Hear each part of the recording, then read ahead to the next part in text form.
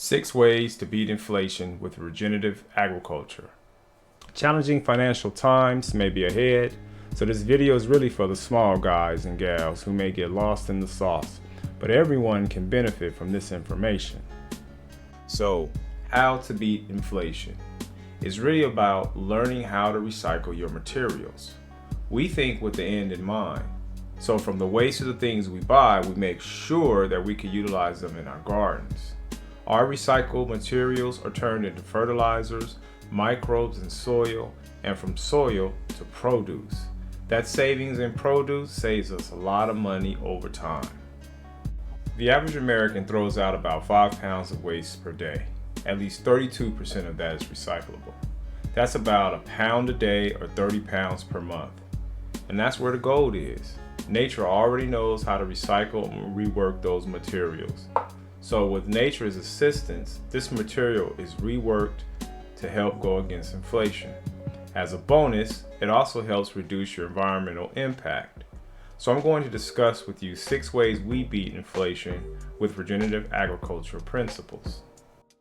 Number 1, we compost all of our cooked food waste through a process called Bokashi. It's a Japanese method of composting that uses a special type of bran to ferment the food waste. After it ferments, you can bury it in your garden to become nutrient-rich soil. This process also creates a nutrient-rich liquid that we use as a fertilizer. Since we only buy and grow organic food, we get the benefit of being able to rework all of our food waste into our garden. Nothing we buy goes to waste. Second, we compost all of our raw food waste. We have worm bins buried in our garden and add all of our raw food scraps to it. We also add leaves and yard waste to the compost bin to help with proper composting ratios. We even shred some of our paper waste to add it to the compost bin. Paper waste is a good source of carbon, which is necessary for the composting process. The worms and other insects break all this down within a few weeks, making it nutrient and microbial rich, and immediately ready for use in the garden. Composting like this is 3 times faster than traditional composting. Third, we mulch tree clippings and put them back into the garden as compost. Mulch helps to keep the soil moist and suppress weeds. It also breaks down over time and adds nutrients to the soil. 3 trees gives us enough clippings to mulch our entire garden twice yearly. This replaces having to buy outside soil. Fourth, we compost our orange peels, eggshells, and wood ash from the fireplace. These offer unique NPK ratios that help make specific soil and fertilizer arrangements. We also are able to add microbes from diverse sources like worms, chicken and fish waste, and lastly, Bokashi. Number 5, remember we're in the desert, so we conserve our water. We collect rainwater and use gray water. Gray water is wastewater from the sinks, showers, and baths.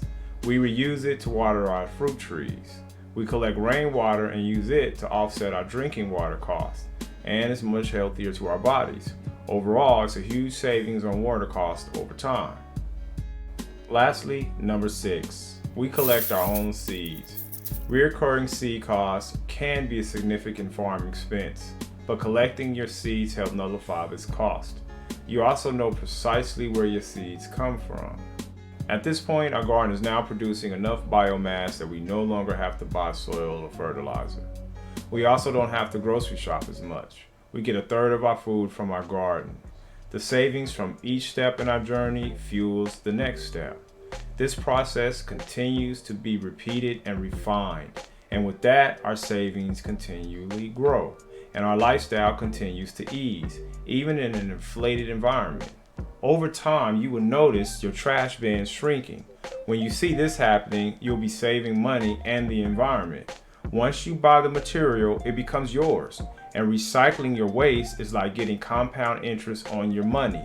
Some of the materials we put in our garden years ago still give back today. Don't be discouraged. We started this process with 1 plant, so just 1 small step at a time is all you need. Check out our website for more infographics on this process. Also, please check out our off-grid series to learn more about living a more self-sufficient, self-sustainable lifestyle.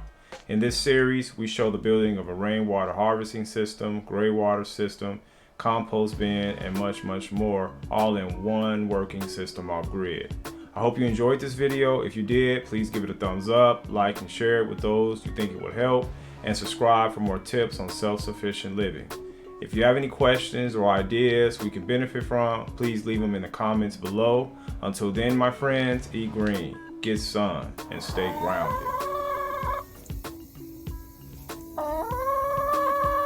What are you saying? You're coming pretty close. Are you gonna pack the camera?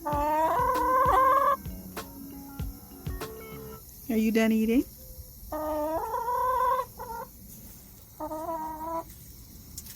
Your turn.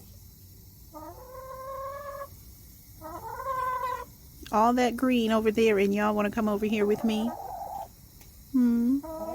Yeah.